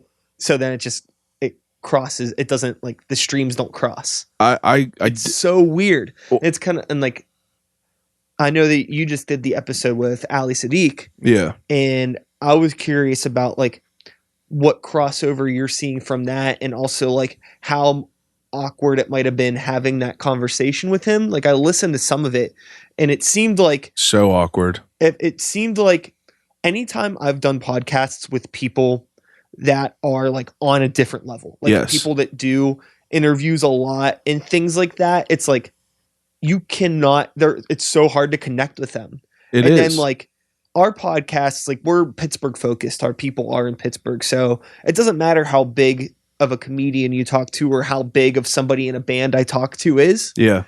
Our listeners, if they don't know them, it's like I might as well be talking to another Pittsburgh person. They don't 100%. Get it. So it's like this weird thing where it's like the conversations don't lock in the same way, and then people don't listen to it, and it's like, fuck, I just need to like get back to just curating every episode and just like really putting out conversations with people that I 100% feel deserve the time. Not saying that people that have hit me up and been on the show. No, I get what you're saying, but like there's only enough time in the day. But like I think that I'm not here to like just promote other stuff that people are doing. Yeah. You know, it's like I actually want to like, I don't really care about like I don't want to say that I don't care about people's new albums or people's this or that, but it's like I just want to get to know people. Yeah, exactly. And dude. like have like conversations with them, but then people hit me up to come on the show and they have like this weird agenda, and it's like the conversation doesn't go anywhere. Yeah. And I think that it's like over the past few months now of this happening, I'm seeing it like have like I won't say a negative effect, but just like a plateauing. Plateau, yeah, stagnant. Yeah. Yeah. I mean, for me, like, so did you originally start the show to like speak with artists pretty much, right? Yeah. The whole format of the show was always like, you know, I want to talk to artists about, you know, things that they do outside of creating art and how it influences and affects their art and vice versa. And I definitely understand that, but from being someone that is not in the music world, or like even the audio engineering world, like I'll listen to some things, and for me personally, it's just I can't relate to it. Totally. And it's like I don't know what the fuckings are talking about. I'm talking. It's definitely like talking to a minority. Yeah. It's like, you know, preaching to the choir, talking to people behind the curtain. Yeah. And like the other concept too, like over time was I was trying to like talk to people that have been through shit and like give advice to maybe people that are up and coming that kind of know what we're talking about, to like, hey, like be like advice, like don't do this, like suggestions on marketing and business and recording and just shortcuts in a way. Yeah, absolutely. Kind of like help give people spark notes. So like they're not, I mean, now like coming up to 200 episodes. Yeah. It's like a lot of these conversations are starting to feel the same. And I'm like trying to figure out like, what do I even want to do with this platform? You know, do I want to step aside from this for a little bit and like maybe do another podcast, which is something that like I've been thinking about doing for a bit. Cause like I still want to do podcasts. It's just, I just don't know if I'm really offering anything super productive for the community at this point with this many episodes in. No, I understand what you're saying for sure. It's so strange. And I think that the reason mine is a little bit different is just because like my basic format is I want to talk to anyone and just kind of see where they came from. Like you don't need to be a famous comedian. You don't need to be like a magician. You don't need to be a fucking rapper or anything. Like you could be a regular dude, but like everyone has like things in life that they've experienced that they could bond from. Like I walked in and I seen all your plastic Aladdin toys. Okay, like that's nothing to do with anything, but like immediately like that's some shit that like I could bond with, you know what I mean?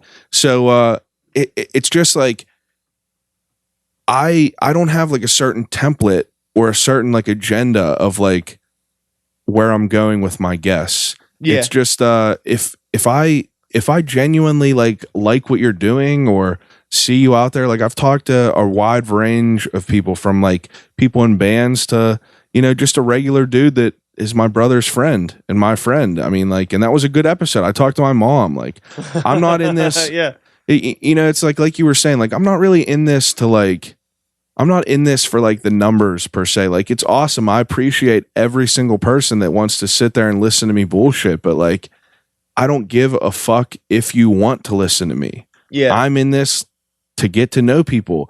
This is a good way to, I mean, we're in this world of technology now where it's just like every single person in the world is latched to their fucking phone, and it's people don't even want to answer phone calls anymore. Like I'll call my friends and they'll hit the fuck you button and then they'll just text me back and say what, and I'm just like, bro, like I'm trying to bring the old shit back. Like I'll call my friends and like I'll just call people and I want to talk to them. And I think that that's like what podcasting is as far as like a creative outlet. It's a phone call, because like people were having conversations and people were just like, you know, just shooting the shit. And that's where I'm trying to go. Like, I have somewhat of a base. Like I talk to people about their childhood, like kind of like how they got to be how they are. Like, obviously you're wearing Vans, a Count Chocula shirt, you got some tattoos, and like you're a similar person. Like, we like some of the similar shit. I want to know why. And like everyone could kind of relate to, you know, childhood. Like, everyone has a childhood. Like, everyone has been through some shit, can relate in some way.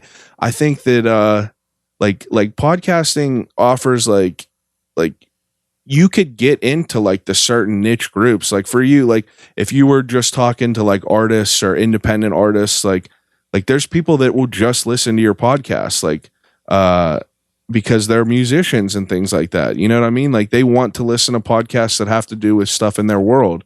I kind of just I don't know, I want to record a conversation and just see how it goes. I just ask people random shit that I wanted to ask. I just talked to the owner of Streets on Carson. Okay. Familiar with that place? Yeah. So like, for instance, he came into Threads on Carson one time, and you know, I seen who he was, all kinds of tattoos, plugs in his ears. You don't know what kind of dude he is. Like, talk to him. He's like, oh, I'm the owner of Streets on Carson. Such a nice dude. And like, I just immediately was like, how did you become that? Like, how did you get there? Yeah. I want to know. I want to know if you always have been a chef. Like, I want to know if you've always wanted to become a cook. I've wanted to know if you've always like been into food, if you were picky, if you didn't like it at all when you were younger. Yeah. Because to me, that shit is interesting. Like, whenever you came on, I wanted to know how you got into this record collection. I want to know why you liked that. And you told me it's because your parents were heavy into music and shit in the beginning and kind of opened that door. And like, it's interesting. I feel that people find that shit interesting. If they don't, they're going to turn it off and not listen. And that's where you got to not give a fuck.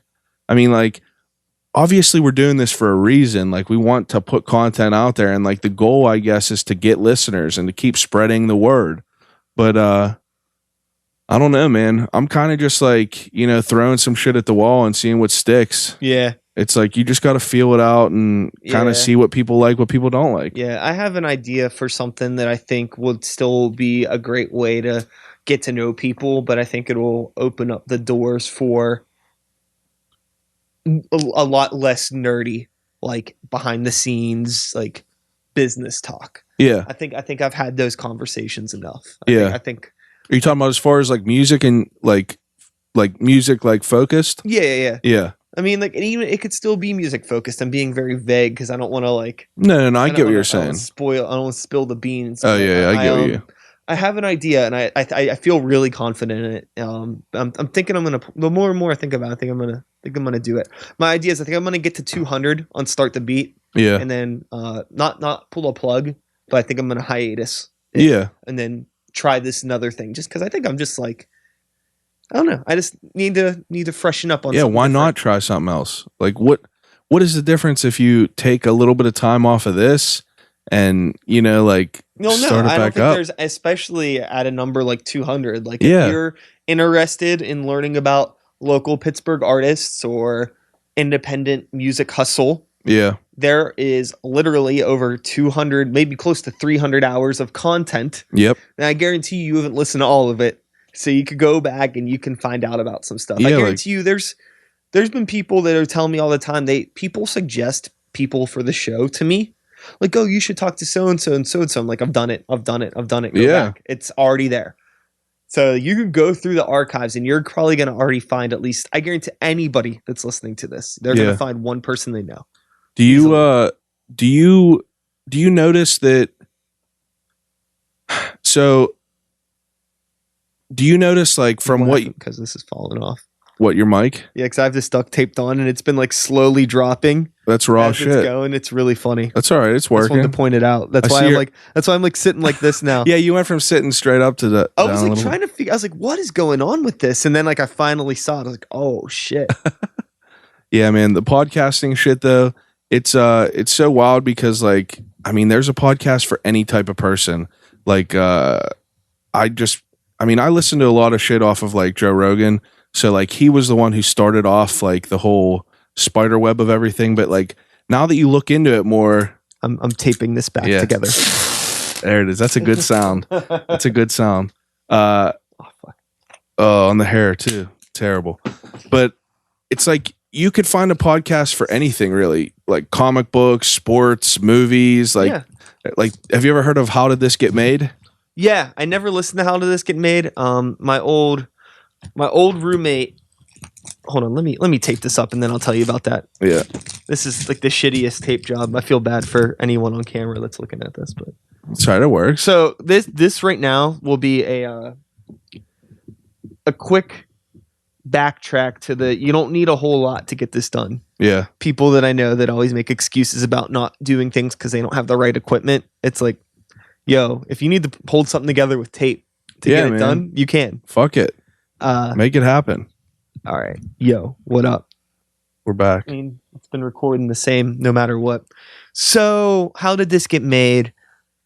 My old roommate, Josh, who was the first person in my friend group that I knew that really listened to podcasts. Mm-hmm. This was like 2010, 11, 12. Like he was like a very like early adapter to podcasts. Yeah. And me, him, and another roommate that we all lived in the same house together, we tried doing 2 different podcasts.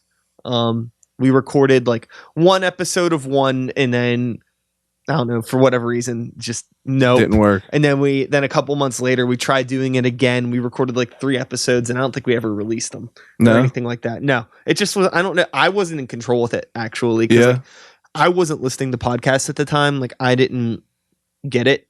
I just lived with them. Yeah. So like they recorded it and whatever, it was up to them to release it. You know what I mean? Yeah, for sure. And they just didn't.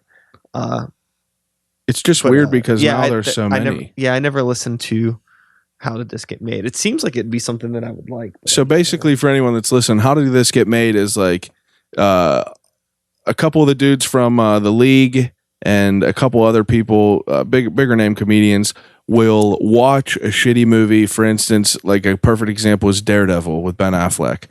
They will watch that and they will just give their commentary on like how the fuck was this able to get made. Yeah. And it's an awesome concept. And I mean, like you can make a successful podcast out of literally anything.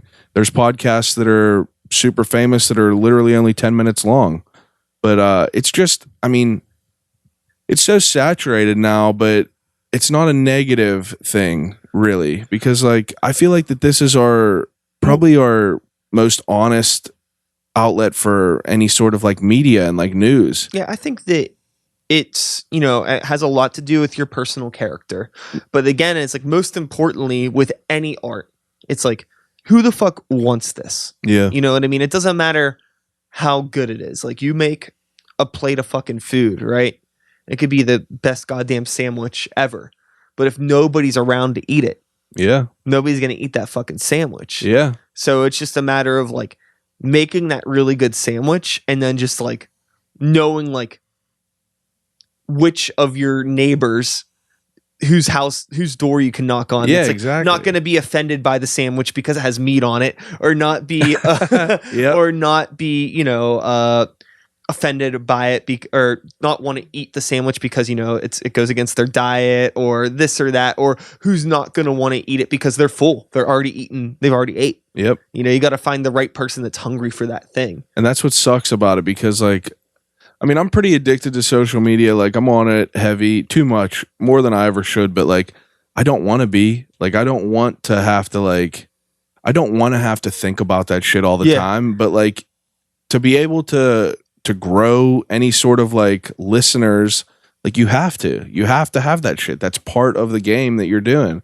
And if you don't want to just be talking to the same 5 people that are bored at work that somehow through some way that are just listening to it to listen to it. I mean, like I want to grow the podcast. And like, I know I say like, I don't give a fuck if people like it or not, but like if people don't like it, I just don't want them as listeners, you know what I mean? There's other people that will. Now, I mean, like I know that I put out like a good product, like we put out good conversations with people, like that's my goal. And now the hardest and most annoying part of it is to put it in front of people. Lead a horse to water. You got to lead that horse to water in a way where they want to fucking gulp it all down. And I don't know, it's part of the fun, but it also kind of sucks. It's like you're always just thinking about some shit. You're always thinking about like, oh, is that post, does that look uniform? Like, at least I'm thinking about this shit. Like, I become OCD even to the point where the times that I post things, the way things are written in the descriptions, and it's fucking sickening. We're just so I understand that mindset, but I definitely don't think other people pay attention to 100%. They don't. You do 100%. They don't. But that's the point. That's where it makes us different than other people, because like that's what's going to keep us getting better, is like keep us progressing, is like always like not ever settling and not ever wanting it to be the best. Like, for instance, that interview that I did with Ali, so it was super awkward at first, like the most awkward I've ever been in any interview. And I didn't know what to expect from this dude. Like, I knew that he was an intense guy. Like, have you ever watched his stand-up? Yeah. So for people that haven't, like, he was in jail for 6 years for drugs, like almost killed a guy, like beat people, like a very intense background. And he talks about it and he makes it not as scary sounding through his comedy because he makes it funny. But like, while I'm sitting there talking to this guy, like immediately I felt like it got off on a wrong foot, because he was like, you're asking me all kinds of like the same questions that I've answered a thousand times. And like, I understand that. Like, I knew that I was doing that, but I also feel that, I mean, I wouldn't know, like, you could learn shit from people's answers. Like, and that's where it's just like a disconnect. Like, he's on a different level. Like, that's what I was saying. Yeah. Like that, to bring it full circle, like, it's hard because these dudes have been asked the same shit over and over and over and over again. And like, for instance, like I asked him like, oh, what kind of comedians did you watch growing up? And like, I know that that's a generic question, but like, I'm also like prepared to like, I'm also like thinking ahead. Like, I want to know who he grew up watching, because like that might spark something else. That might spark a whole new tangent to go off of. It's a hard place to do it, because you can't expect him to be a fucking parrot and just like repeat the same shit over and over. And I can't expect him to want to, you know, like actually want to do that. You know what I mean? Like, I was gracious that the dude gave me his time to do it. And at the end of the interview, he definitely like warmed up a little bit. Like, it definitely got a little bit easier, but it's just awkward in the beginning trying to interview some people. Some people are better talkers. Fortunate enough for you, like our podcast, like I got a lot of good feedback from like you and I's podcast, because like this is what you and I do. We speak to people, and like there's some people that I've had on mine that are not as good as like, you know, having a conversation, not as good as like thinking of some weird shit to talk about, or like trying to like keep up. Like, half the times I'm having conversations with people, I'm thinking about so much shit that I forget what we're talking about, and I have to hurry up and try to think about what we're going back to. Yeah. You know what I mean? And it's just like, that's where it also comes down to just like, we're all just feeling this out. Like, you've obviously been doing this way longer than I have, but like for me, I'm not holding myself to some crazy standard. Like, I know a lot of my interviews, like, it's just going to keep me getting better. Like, that's the end goal, is like every interview I do is going to keep me getting better. Whether it be good that week or not, it's still an interview that week. It's still something, like someone could get something from that. Like that Ali dude, he was dropping some fucking knowledge in there about how you could either be a lion, a wolf, or a lamb. And he was talking about it in the sense of like being in jail, but like that applies to anything in the world. It's like you could be someone who just follows people, and that's where the lamb comes in. Like, you could be someone who's just like, you could be one of the people that are just walking around in a crowd and just like being oblivious to everything. Yeah. He was saying you could be a wolf, and a wolf follows with like his group of friends and like a pack. And once that pack isn't there, that wolf is vulnerable. Or you could be a lion, where you stick to yourself and like you depend on your shit.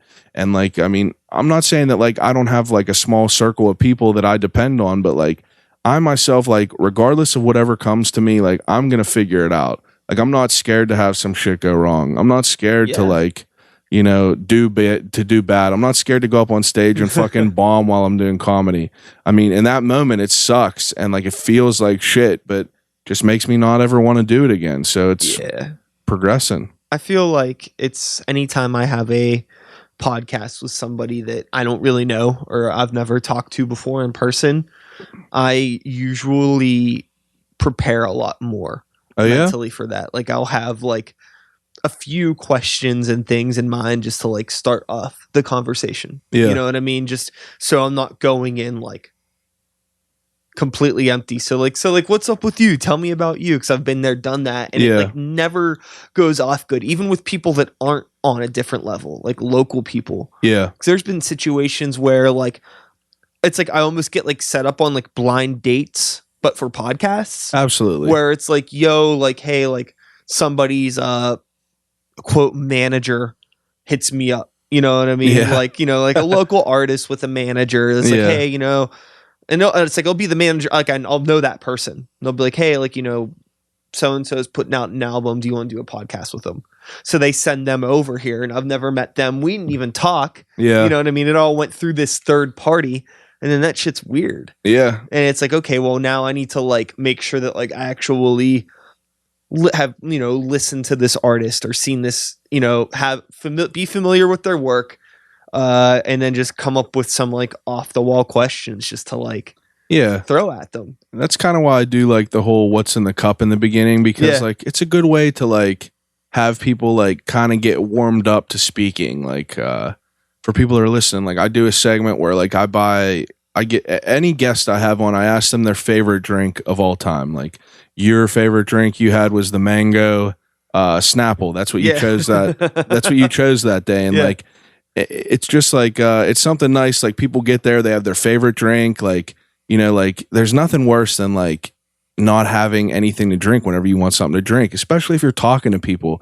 You know what I mean? So I come in, I just ask people why they like it, where to come from, and then it always was really cool. Yeah, 99% of the time it will segue into something else. Like you drop some crazy knowledge on me about the what the hell's his name? Bret Michaels. Yeah, Bret Michaels drink. Like I had no idea. And people hit me up and was like, bro, I had no idea that was really what it was.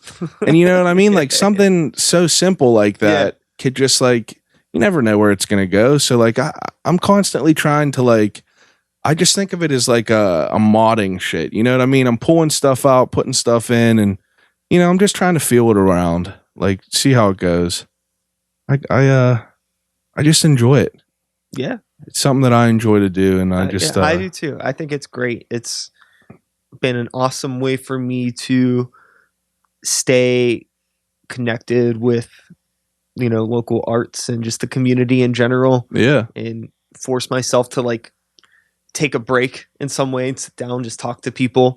And actually speak. And also like, it's like my one thing that I'm able to give back to the community, how much value they see in it. Yeah. Who knows?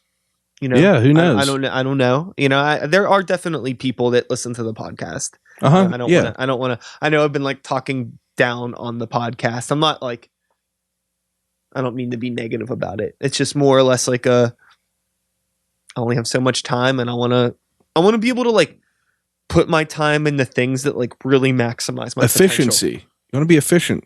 I want to be efficient, and I just want to like do things that really make like a cool impact. And I'm just like I said, I don't know where that impact is at right now. So I'm, trying to think of a way to just make it better. Yeah.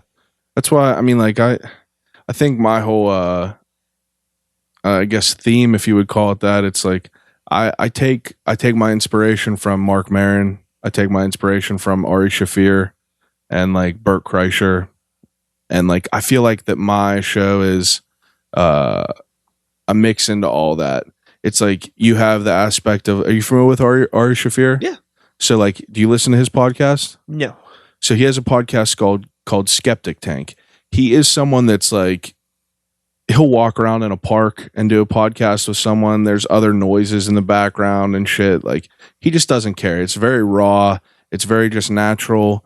Mark Maron is very smooth. Like I think of him as like is just a wave. Like there's never any like waves crashing in his conversations. There's never any like really abrupt, like random, like, you know what I mean? He's been doing it for so long that everything is so smooth. He how do I even say it? Like his transitions are smooth. Yeah. Like, you know what I mean? And he asks questions that are just like so simple that I mean, even if it's just why, at certain points in time, like I could open a whole door of a conversation.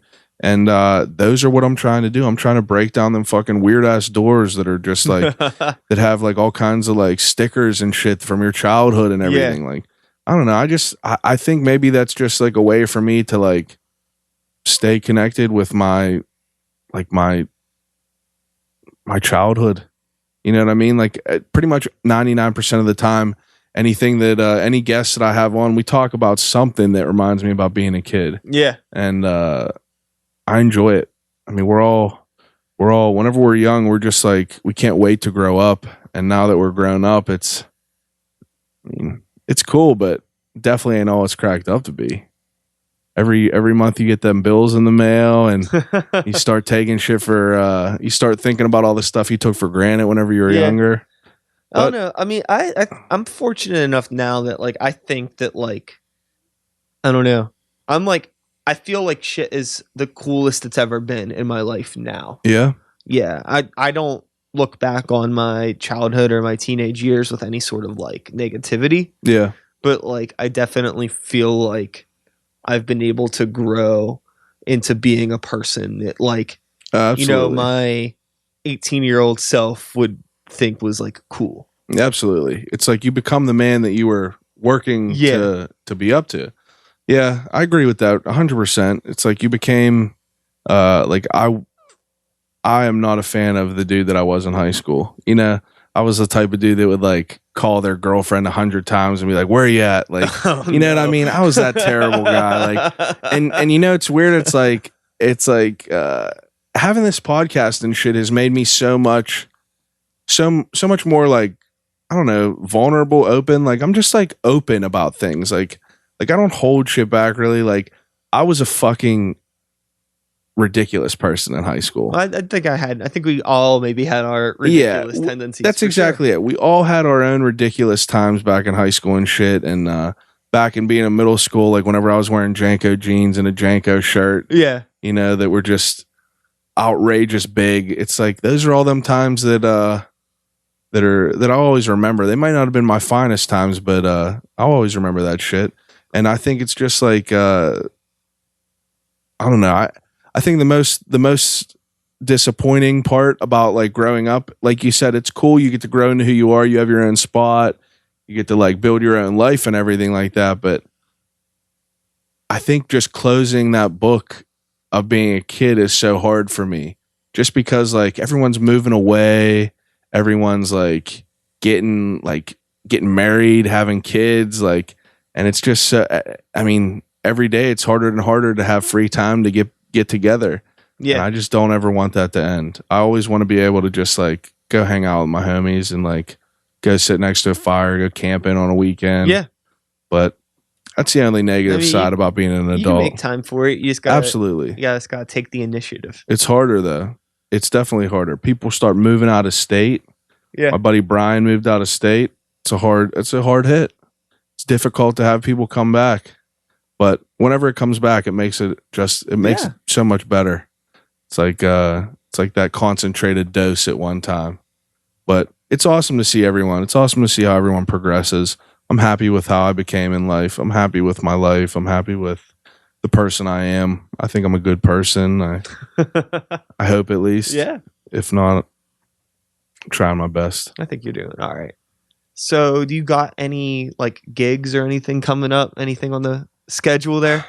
I'm just grinding for this comedy shit and this podcasting stuff. I got no shows booked yet, but you know, there's open mics every week.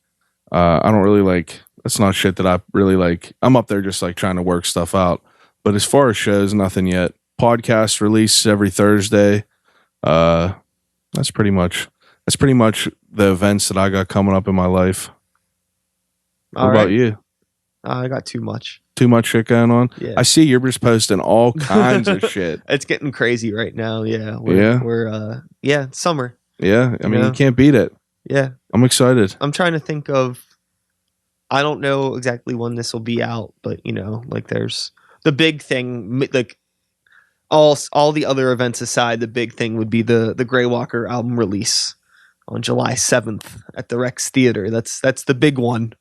Yeah. That's the big one. That's awesome. That's the big show. There's so this is going to be events. before July 7th? Huh? This is going to be released before July 7th? It should be. Okay. Yeah.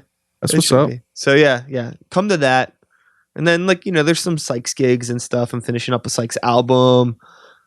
Got this podcast. Maybe another podcast. Yep. Got the 1 minute or less videos. Got a bunch of those I got to film. Yeah. I like those. I like that. I like your little videos and shit like that. I like how you put all that stuff together. That's just like the extra effort that like you gotta appreciate that shit. That's one thing too, is so those videos, I mean, granted they're a minute long, so obviously it's a lot easier for people to engage with them, but they're also on just like a much broader topic of things where it's like I could still be myself and like put something like kind of informative into the world depending on the topic. Yeah. But it's a lot easier for anybody to digest versus like this like very introspective and deep dive into the mind of the artist that Start the Beat is. That's a lot more niche. And it's like I like having those conversations. Absolutely. But I almost feel like I don't know. I wanna make like a really silly, fun podcast. Yeah, that everyone could relate to, that doesn't have to have knowledge in producing music or knowledge of actually like being in the music world. Yeah, I think that's just an appeal to more people. Yeah, we'll see how it goes. Yeah, I'm excited for you. There's thanks, man. Absolutely. Well, we should probably wrap. Yeah, how long have we been recording? Almost 2 hours. That's what's up. Yeah, it's a good one. I appreciate you having me on here, dude. I appreciate you coming over. First time I've ever been a guest. I've done 30 some podcasts in my life, and I've never been a guest. Yeah, no, I appreciate it. It was awesome to have you on and shoot the shit about the comedy stuff and streetwear, and this was a good one. There was a lot of different stuff. A lot of ground was covered. It's different being opposite of the driver's seat. So you don't know what's. Yeah, it's so funny because like I don't spend a lot of time on other people's podcasts. Yeah. So when we're talking, and I was at your place, I'm kind of forgetting that it's not my show, and I'm wanting to turn the car around and start driving, and I'm like, oh shit, this ain't my show. That's what I was just doing here, and it's just like that. I was just gonna tell you, like, it's just like now that I'm on the other side of this, it makes me like have a different perspective about the people that I'm interviewing. You know what I mean? It's definitely a different feeling. Like it's like you just don't know where anything's gonna go. You want everything to mend well and blend in together, and I see how it is but I do, man. I appreciate it. I had a very, very good time, and I appreciate it all. Word. And all right, so I'm gonna do my outro, and then we're gonna drop where people can find yous. Okay. Cool. And that is all, folks. Thanks so much for listening. Hope you enjoyed the conversation. Chad, thank you for coming over. Thank you very much. Where can people find your shit? Personal Instagram account at strawberrycuz with 2 Z's at the end. If you want to follow my podcast, I'll Call You Right Back. You could hit me up on Instagram at I'll Call You Right Back. Facebook, I'll Call You Right Back podcast. It's on, any platform that you listen to podcasts on. I drop episodes every Thursday morning. Stay tuned. Word. And I'll be back again next week on a Thursday, usually Wednesday or Thursdays. It depends. I try to do Wednesdays, but I'm usually too busy and they go up on Thursdays. Yeah. So, hey, you can back to back our shit on a Thursday. Back to back it. I'll be back again next week with another episode. Same time, same place, same channel. You know the drill. My name is Sikes. Start the Beat 2018. Woo! Woo! Give him one. Woo! Woo! Thanks for listening. All right.